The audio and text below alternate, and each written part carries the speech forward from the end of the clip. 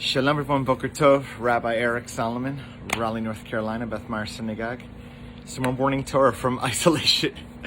It is Friday, it's my last day of day 10. Thank you all for your prayers and your support, and prayers of refuah, of healing, means the world. I'm happy to say, hopefully you can tell, I feel basically back to normal. This COVID experience has basically been more or less a cold, very unpleasant.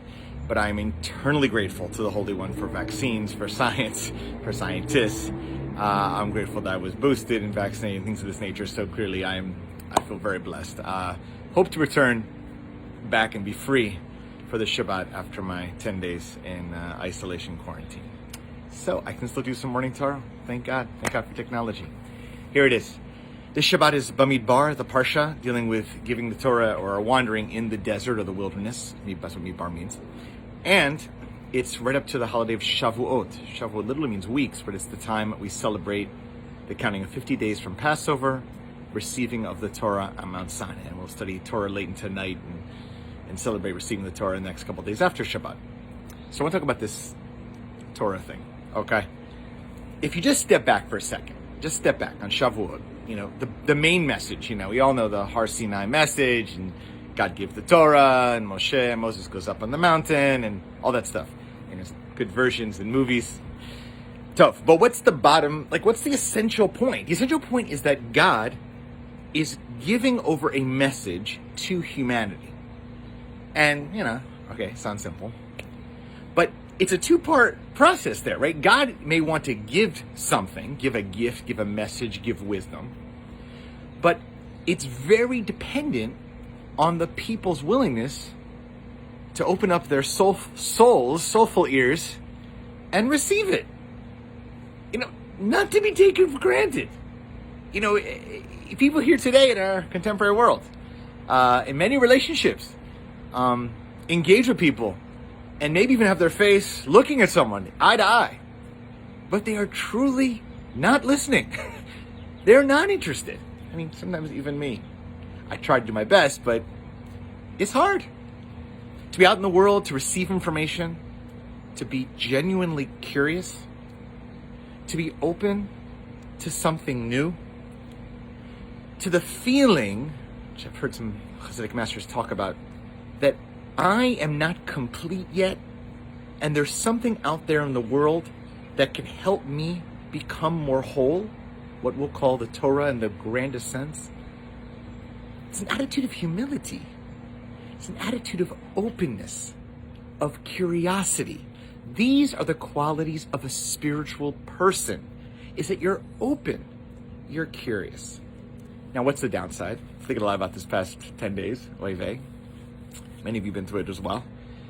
Is that when you open yourself up, when you believe yourself to be curious, when you want to engage with others in order to learn, or the power, the ultimate other, then you could get infected, to use a term, right? You could sit in your isolated house, isolated soul, closed off, and never get infected. That's the benefit.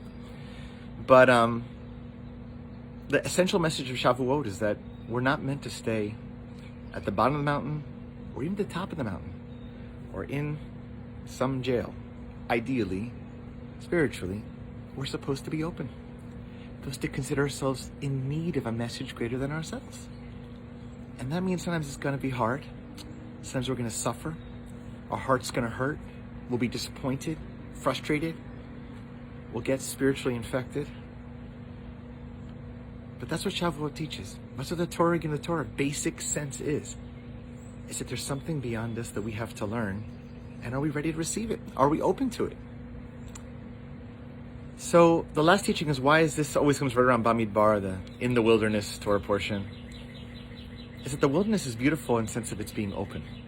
Whether you've been to the desert of America, like in the Southwest, or in the land of Israel, which is a rocky desert. It's amazing, gorgeous, whether it's Midbar Yehuda, or the Negev, or down below, towards Eilat. It's open, it's vast. Just looking at it, it reminds us. The essential point is that there's a power beyond us trying to give us a message. The question is, are we ready to open ourselves up for it? Rabbi Nachman teaches, I love his teaching, the sun is so bright in the sky, it's huge. But it can be blocked with just a few fingers from our eyes. Are our eyes open spiritually? Is our heart open spiritually? Are we ready to receive the Torah? Are we to receive others at the risk of infection?